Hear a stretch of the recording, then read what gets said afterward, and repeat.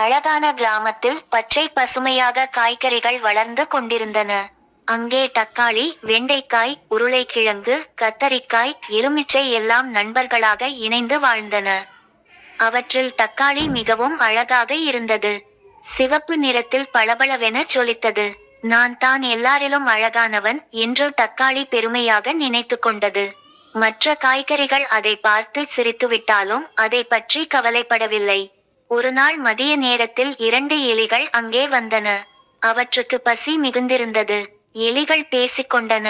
இங்கே ஒரு சுவையான தக்காளி இருக்கிறது, வாங்க அதை தின்னலாம் என்று. எல்லா எலிகளும் தக்காளி பக்கம் ஓடின. தக்காளி பயந்து, ஐயோ, என்னை விட்டுவிடுங்கள், யாராவது காப்பாற்றுங்கள் என்று கத்தினது. ஆனால் எலிகள் கேட்டுக்கொள்ளவில்லை. அப்போது தக்காளியின் நண்பர்கள் வெண்டைக்காய், உருளைக்கிழங்கு, கத்தரிக்காய், எலுமிச்சை அனைவரும் விரைந்து வந்தனர். வெண்டைக்காய் எலிகளை தட்டியது. உருளைக்கிழங்கு உருண்டு விழுந்து அவற்றை பயமுறுத்தியது.